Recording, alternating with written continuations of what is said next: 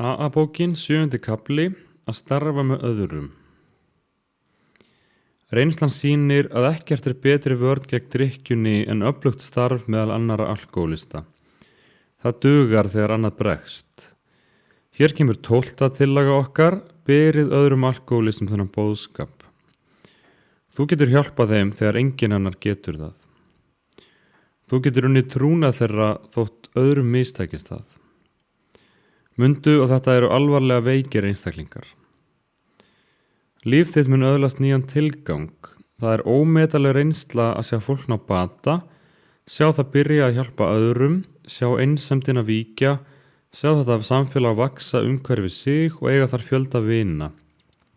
Við erum vissum að þú vilt ekki fara á mis við þá reynslu. Samfélagið við nýliðana og samband okkar hvert við annað er sem leiðarljósi lífi okkar. Ef þetta vill veist þú ekki neina drykkjumenn sem langar til að ná bata, en þú getur auðveldlega komast í samband við einhverja slíka með því að spyrjast fyrir meðal lækna, presta eða hjá starfsfólki á sjúkrahúsum. Þetta fólk aðstoðar þeim með glöðu geði. Gættu þess bara að fara ekki í hlutverk predikara eða umbótamanns, því miður eru margir fullir hleypidóma og ef þú vekur þá upp verður það þér fjötur fót. Prestar og læknar vita sínu viti og þú getur lært margt af þeim ef þú vilt, en það er nú svo að vegna reynslu þinnar af ádrykkju getur þú orðið öðrum alkóhólistum að ómetanlegu liði. Þess vegna skaltu vera samvinnufús og sleppa allri gagnrýni. Markmið okkar er eingöngu að hjálpa öðrum. Ef þú veist eitthvað sem þér finnst líklegt að AA-samtökin geti hjálpað, skaltu reyna að fá að vita sem mest hann. Ef hann langar ekki að hætta að drekka, skaltu ekki eyða tíma í að reyna að telja hann á það. Með því getur eyðilagt tækifæri sem kynni að koma upp síðar. Þetta á einnig við fjölskyldu hans. Hún ætti að reyna sína þolinmæði og gera sér ljóst að hún er að fást við sjúkan mann.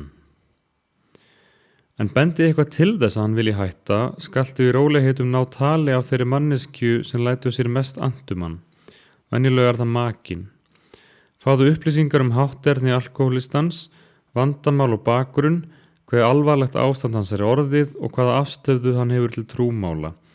Þú þarft að fá þessar upplýsingar til að geta sett þig í spor hans og til að geta gert þér í hugarlund hvernig þú myndir vilja að það nálgaðist þig ef hlutverkum væri snúið við. Stundum er skynsamlegt að bíða þar til hann dettur aftur í það. Vera má að fjölskyldan hafi eitthvað við þetta að athuga, en ef líkalveg heilsa hans er ekki í bráðri hættu er betra að hætta á að fara svona að. Reyndu ekki að fást við hann meðan hann er mjög drukkinn, nema hann sé beinleiðis hættulegur og fjölskyldan þurfi þess vegna að hjálpa þinni að halda. Bíddu þar til drykkjutúrnum líkur eða að minnstakosti eftir því að hægt sé að ná sæmilega til hans. Láttu þá einhvern úr fjölskyldunni eða góðan vin spyrja hann hvort hann langi til að hætta að drekka fyrir fullt og allt og hvort hann sé tilbúinn að gera hvað sem er til þess. Ef hann játar því er komin tími til að beina athygli hans að þér og kynna þig sem manneskju sem hefur öðlast bata. Segja frá því að þú sért í samtökum fólks sem, til að viðhalda eigin bata, reynir að hjálpa öðrum og þú munir með ánægju ræða við hann ef hann vilji hitta þig. Ef hann vill ekki hitta þig, skaltu alls ekki þrengja þér upp á hann. Fjölskyldan ætti heldur ekki að grátbæna hann að gera eitthvað eða tala of mikið þig við hann. Hún ætti að bíða átekta þar til næsta drykkjutúr líkur. Í millitíðinni gætir þú komið því þannig fyrir að hann rekist á þessa bók. Það er ekki hægt að gefa neinar ákveðnar reglur í þessu efni. Það er fjölskyldunar að ákveða hvernig að þessu skuli staðið. Ráðlegðu þeim samt að vera ekki of áköf, það getur gert illt verra. Yfirleitt ætti það ekki að vera fjölskyldan sem reynir að segja alkóhólistanum þína sögu. Reyndu að forðast að sú staða komur upp að þú hittir hann fyrir tilstilli fjölskyldunar. Það er betra að það sé gegnum lækni eða stofnun. Ef þessi einstaklingur þarf innlögn á sjúkrahús, þá verður að koma því kring en ekki með valdi nema hann sé ofbeldisfullur. Það er gott ef hægt að fá læknin til að segja honum að til sé kostur sem kannski feli í sér lausn. Þegar sjúklingnum fer að skána gæti læknirinn stungið upp á því að þú lítir til hans. Þótt þú hafir talað við fjölskylduna, skaltu ekki minnast á það í fyrsta samtali ykkar. Þá fær hann ekki á tilfinninguna að veri sig að beita hann þvingunum. Hann finnur að hann getur átt samskipti við þig án þess að fá fjölskyldunaggið yfir sig. Farðu til hans meðan hann ennþá timbraður. Hann trúlega móttækilegri meðan hann miður sín. Reyndu að fá að vera einn með honum. Fáðu hann fyrst til að spjalla almennt og beindu síðan talinu að einhverju stigi drykkjunar. Segðu honum nægilega mikið af þínum drykkjuvenjum, einkennum og upplifunum til að það örvi hann til að tala sjálfan sig. Ef hann langar að tala, láttu hann gera það. Þannig geturðu betur átta þig á því hvernig þú ættir að haga framhaldinu. Ef hann segir fátt, segðu honum þá í stórum dráttum þína eigin drykkjusögu fram að þeim tíma þú hættir að drekka. En segðu ekki neitt á þessari stundu það hvernig það gekk fyrir sig. Ef þungt yfir honum skaltu staldra við þau vandræði sem áfengi hefur valdið þér, en gæta þessum leið að vera ekki með umvandanir eða predika yfir honum. Ef hann léttur í skapi, skaltu segja honum gamansamar sögur af uppátækjum þínum í drykkjunni og fá hann til að segja sögur af sjálfum þér. Þegar honum orðið ljóst að þú veist allt drykkjuskap, skaltu byrja að lýsa sjálfum þér sem alkohólista. Segðu honum hvað þú varst ráðþrota og hvernig þú komst að lokum að raunum að þú væri sjúk manneskja. Lýstu baráttu aðferðum þínum við að reyna að hætta að drekka. Útskýrðu fyrir honum þá andlegu brenglun sem leiðir til þess að manneskja tekur fyrsta glasið og byrjar drykkjutúr. Við leggjum til að þú gerir það með svipuðum hætti og við sögðum frá í kaflanum alkohólisma. Ef hann alkohólisti, skilur hann þig strax og mun segja hliðstæðar sögur af sjálfum sér sína eigin andlegu brenglun. Ef þú ert viss að hann sé raunverulega alkohólisti, skaltu tala hve vonlaust sé að læknast af þessum sjúkdómi. Útskýrðu fyrir honum með dæmum af eigin reynslu þetta undarlega andlega ástand sem leiðir til fyrsta sopans og kemur í veg fyrir að viljastyrkurinn nýtist. Ekki byrja á þessu stigi málsins að tala þessa bók nema hann hafi séð hana og vilji sjálfur ræða hana. Og gættu þess að stimpla hann ekki sem alkohólista.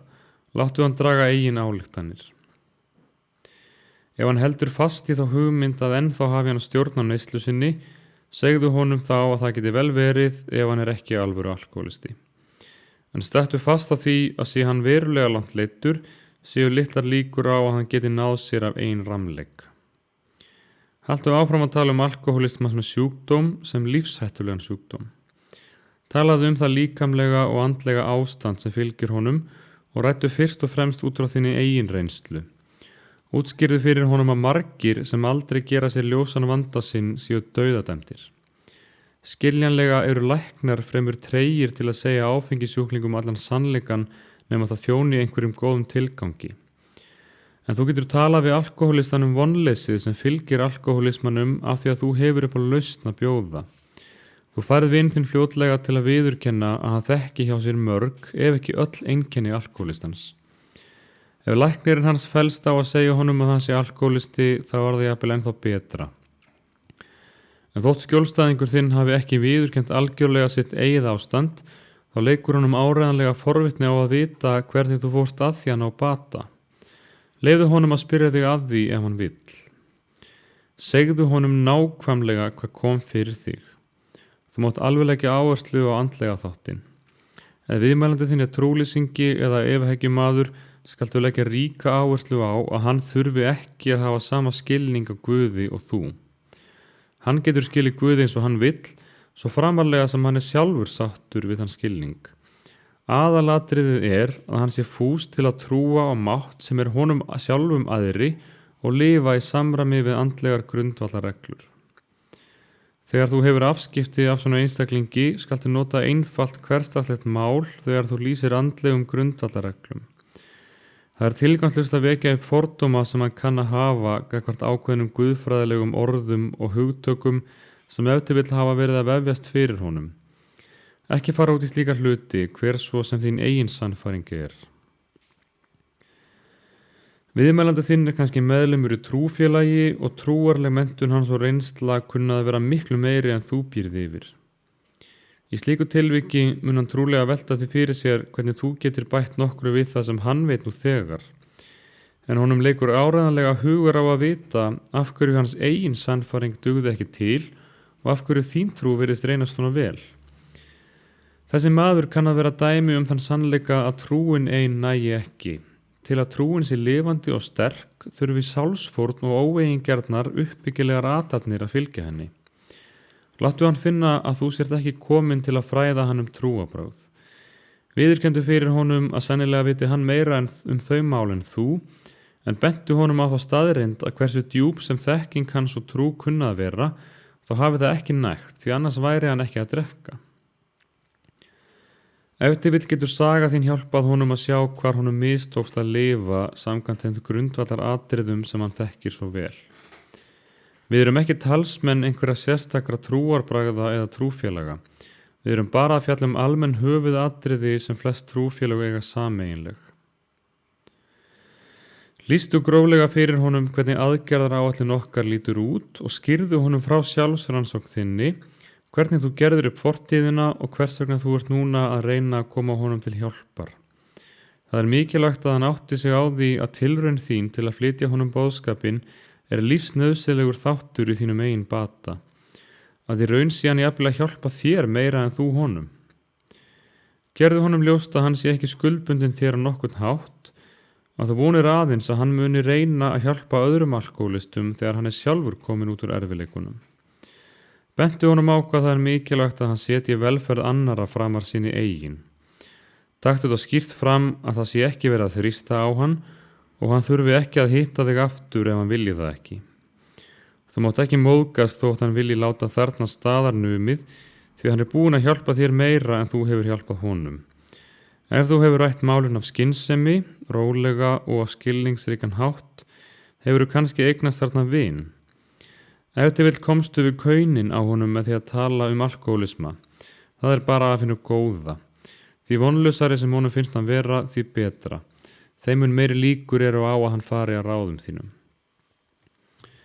Skjólstæðingur þinn telur ef til vill upp ýmsar ástæður fyrir því að hann þurfi ekki að fara í einu og öllu eftir því sem AA-leiðin leggur til. Hann fyllist jafnvel mótþróa við tilhugsununa að gera nákvæm reikningsskil í lífi sínu og þurfa að ræða þau við annað fólk. Reyndu ekki að andmæla sjónarmiðum hans. Segðu honum að þér hafi einu sinni liðið eins og honum líði núna, en þú efist stórlega að þú hefðir náð einhverjum árangri ef þú hefðir ekki farið svona að. Segðu honum frá AA-samtökunum þegar þú kemur til hans í fyrsta sinn. Ef hann sýnir áhuga skaltu lána honum eintak af þessari bók. Dragðu ekki heimsóknina á langinn nema því aðeins að vinur þinn vilji tala meira sjálfan sig. Gefðu honum tækifæri til að hugsa málið. Ef þú situr áfram, láttu hann þó leiða samræðurnar í þá átt sem hann vill. Stundum nýliði ákafur í að hefjast handa strax og þú freistast ef til vill til að láta það eftir honum. Það geta samt stundum verið mistök því ef honum fer að ganga illa síðar, geti hann sagt að þú hefðir ýtt of mikið á hann. Þú nærð bestum árangri í starfi með alkóhólistum ef þú varast að koma fram eins og krossfari eða siðapostuli. Talaðu aldrei til alkóhólista eins og þú standir honum framar í andlegum eða siðferðislegum efnum, sýndu honum einfaldlega henni andlegu verkfæri og leyfðu honum að velta þeim fyrir sér. Skýrðu fyrir honum hvernig þau reyndust þér. Bjóddu honum vináttu og samfélag. Segðu honum að ef hann langi til að ná bata, skulir þú gera allt sem í þínu valdi stendur til að hjálpa honum. Ef hann hefur ekki áhuga á lausninni sem þú bendir á, ef hann væntir þess að þú leikir einhvers konar bankastjóra í fjárhagsvandræðum hans eða hjúkrunarfræðing þegar hann dettur í það, getur þú þurft að sleppa af honum hendinni þar til afstaða hans breytist. Það getur gerst þegar hann hefur þjáðst ennþá meira. En ef hann hefur einlægan áhuga og langar til að hitta þig aftur, segðu honum þá að lesa þessa bók fyrst. Að því loknu verður hann sjálfur að ákveða hvort hann vilji halda áfram. Enginn má þvinga hann til neins, hvorki þú, maki hans né vinir. Ef hann á að finna Guð, verður löngunin til þess að koma innan frá. Ef hann heldur hann geti gert þetta á annan hátt eða vill fara eftir öðrum andlegum leiðum, hvettu hann þá til að fylgja eigin samvisku. Við höfum engan einkarétt á Guði, við þekkjum bara leið sem reyndist okkur vel. En bentu honum á að við alkóhólistarnir eigum margt sameiginlegt og þú viljir vera vinur hans hvernig sem fer. Láttu þar við sitja. Ekki missa kjarkinn þótt skjólstæðingur þinn bregðist ekki strax við. Leitaðu upp í annan alkóhólista og reyndu aftur. Þú finnur örugglega einhvern sem nógu örvæntingarfullur til að taka því með þökkum sem þú hefur að bjóða. Það tímasóun að eltast við manneskju sem annaðhvort getur ekki eða vill ekki ganga til verks með þér. Ef þú lætur slíkan einstakling eiga sig, mun hann brátt sannfærast að hann geti ekki náð bata hjálparlaust. Að eyða of miklum tíma í eitt ákveðið mál jafngildir því að neita á meðan öðrum alkóhólista tækifærið til að lifa og vera hamingjusamur. Einum félaga okkar mistókst gjörsamlega að hjálpa fyrstu 6 einstaklingunum sem hann taldi þurfa hjálp. Hann segir oft að ef hann hefði haldið áfram að eyða tíma í þá, hefði það ef til vill komið í veg fyrir að margir aðrir sem síðan hafa öðlast bata fengju hjálp. Segjum nú sem svo að þú sért að hitta skjólstæðing í annað skipti. Hann sé búinn að lesa þessa bók og segist nú vera reiðubúinn að fylgja 12 spora leiðinni til bata. Vegna þinnar eigin reynslu getur þú gefið honum margar gagnlegar ábendingar. Láttu hann vita að þú sér til taks ef hann tilbúinn að taka þessa ákvörðun og vill segja sögu sína, en þrengdu þér ekki upp á hann. Kannski vill hann frekar tala við einhvern annan. Hann ef til vill blankur og húsnæðislaus. Ef svo gætir þú hugsanlega verið honum innan handar við að fá vinnu eða aðstóðað hann smávegis fjárhagslega, en þú átt ekki að gera það á kostnað fjölskyldu þinnar eða lánardrottna. Kannski viltu taka þennan einstaklingin á heimili þitt í nokkra daga. Farðu að öllu með gát. Vertu vissum að fjölskylda þín vilja taka vel á móti honum og að hann sé ekki að nota þig til að næla í peninga, sambönd eða húsaskjól. Ef þú lætur það viðgangast, ertu að gera honum óleik og gefa honum tækifæri til að vera óheiðarlegur. Þá stuðlar þú frekar að því að honum haldi áfram að hraka en að honum batni. Víktu þér aldrei undan ábyrgðinni og vertu vissum að þú sért að gera rétt þegar þú axlar hana. Að hjálpa öðrum hornsteinninn að eigin bata. Það ekki nóg að leggja öðrum lið stökum sinnum. Ef á þarf að halda, þarf þú daglega að vera eins og miskunnsami samverjinn. Það getur kostað þig nætursvefnin öðru hverju, komið þvert ofan í áform að lyfta sér upp og trufla þig í starfi. Það getur þýtt að þú þurfir að deila fjármunum þínum og heimili með öðrum, þurfir að leiðbeina örvæntingarfullum mökum og ættingum. Það getur kostað ótal ferðir á lögreglustöðvar, meðferðarheimili, spítala, fangelsi og geðdeildir og að síminn hringi hjá þér á nóttu sem degi. Að maki þinn kvarti undan vanrækslu. Að dauðadrukkin fyllir aftur mölvu hjá þér húsgögn eða kveiki í rúmdínunni og að þú þurfir að slást við hann ef hann trillist.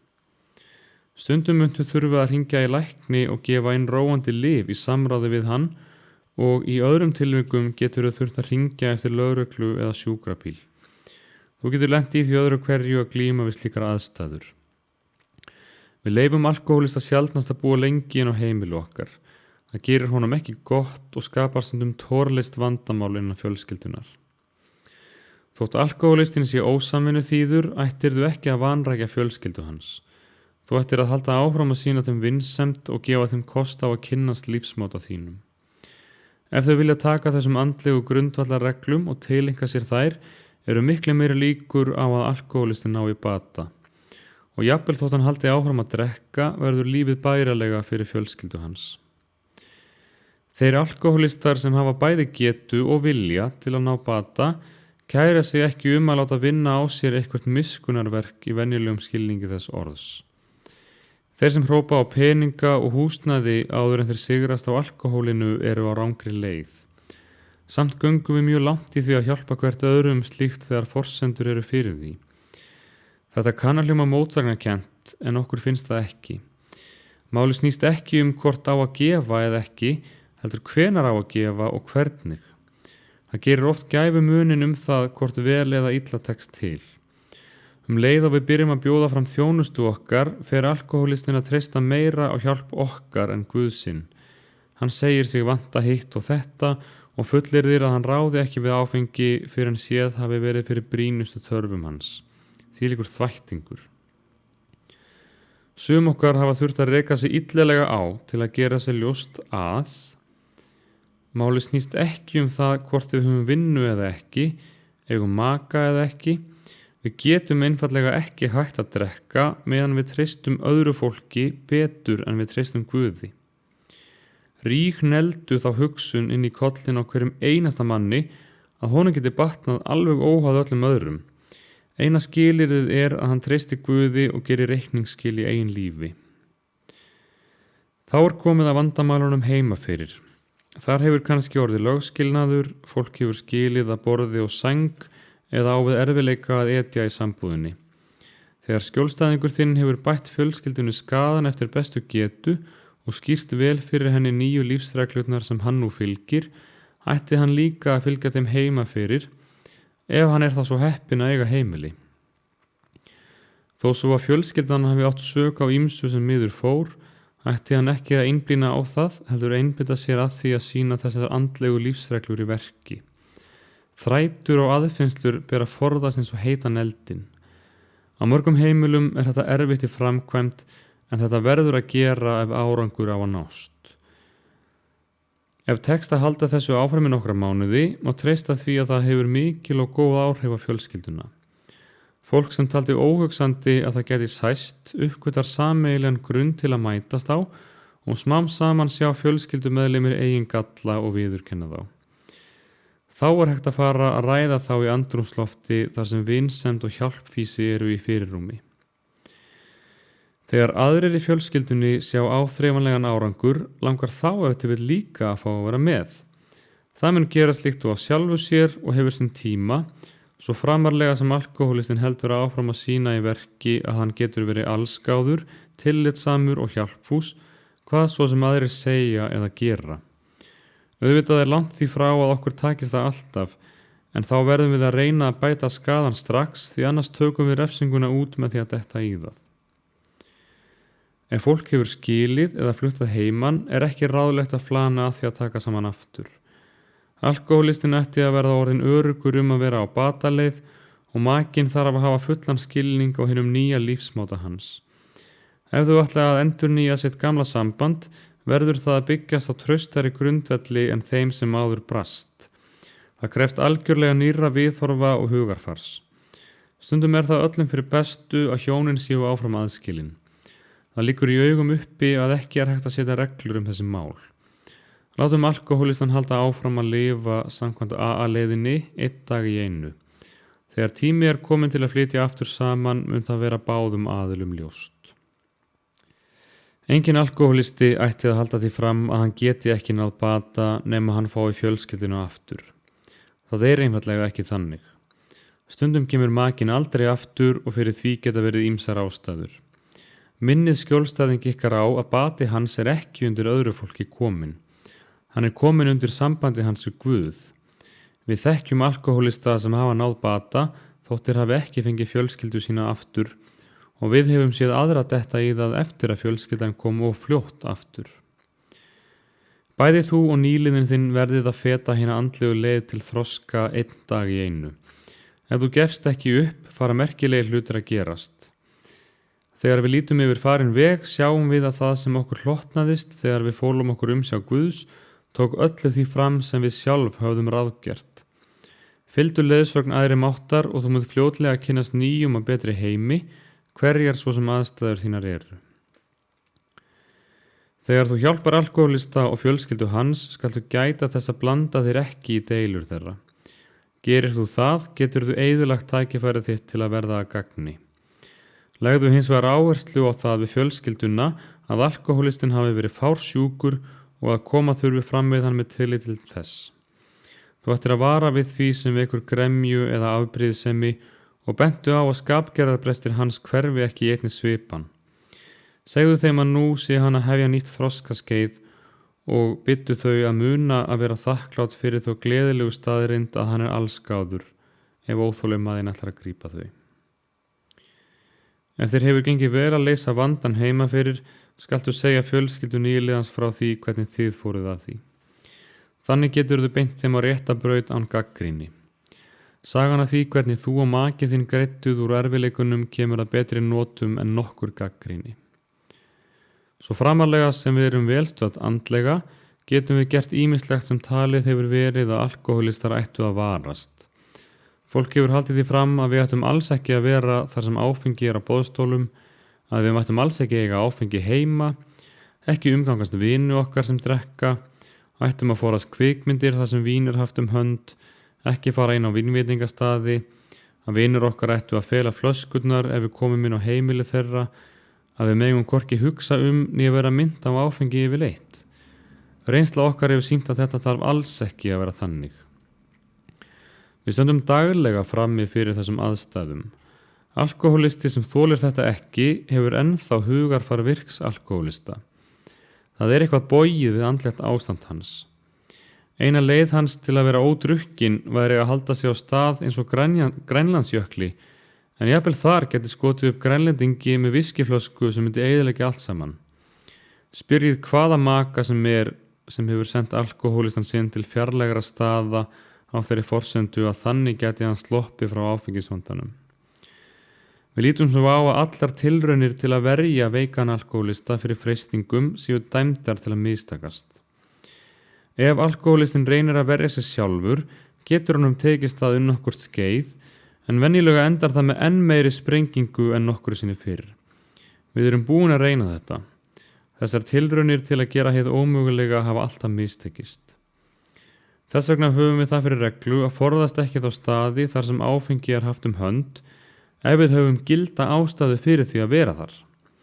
Þetta á við bari, næturklúbba, dansleiki, móttökur, brúðkaupsveislur og annað húllumhæ. Þeim sem þekkja alkohólista kann að virðast sem verið sé að storka örlögunum, en svo er ekki. Þú tókst eftir því að við settum mikilvægan fyrirvara hér. Spurðu sjálfan því hvert skipti: hef ég góða og gilda félagslega, viðskiptalega eða persónulega ástæðu til að fara á þennan stað? Eða vonastu til að verða mér úti óbeina nautt gegnum andrúmsloftið þar? Ef þú getur svarað þessum spurningum á viðunandi hátt þarftu engu að kvíða. Þú getur farið eða látið það vera, hvort heldur sem þú vilt. En vertu þess fullviss að þú sért andlega sterk eða sterkur áður en lagt af stað og að þú hafir örugglega gilda ástæðu fyrir því að fara. Hugsaðu ekki hvað þú fáir út úr því að fara, heldur hvað þú getur lagt þar að mörkum. En ef þú ert óörugg eða óöruggur, ættirðu frekar hafa samband við annan alkohólista og starfa með honum í staðinn. Því skildi maður sitja með fýlusvip á stöðum þar sem vín er haft hönd og sýta gömlu góðu dagana. Ef verið að fagna einhverju, reyndu þá að auka á gleði annarra. Ef þetta er viðskiptasamkvæmi, farðu þá að einbeittu þér heilsugar að viðskiptaþættinum. Ef þú ert með einhverjum sem vill fá sér að borða á vínveitingastað, farðu þá endilega með. Gerðu vinum þínum ljóst að þeir eiga ekki að breyta sínum venjum þín vegna. Þegar tími og tækifæri gefast, skaltu útskýra fyrir vinum þínum af hverju þú og áfengið eigið ekki samleið. Ef þú gerir þetta ítarlega og umbúðalaust, munu ekki margir reyna að fá þig til að drekka. Meðan þú drakst, varstu smám saman að fjarlægast lífið. Nú ertu að snúa aftur til samfélags við mennina.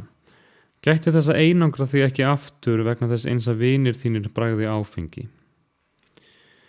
Nú er það ætlunarverk þitt að vera þar sem þú getur gagnast öðrum best. Hikaðu því aldrei við að fara þangað sem þú getur orðið að liði. Þú ættir ekki að hika við að fara á verstu og ömurlegustu staði sem fyrirfinnast ef það er í þeim erindum. Vertu í eldlínunni með boðskapina leiðarljósi og Guð mun halda verndarhendi yfir þér. Mörg okkar eiga áfengi heima. Við þurfum oft að nota það til að koma algjörum nýliðum í gegnum slæma timburmenn.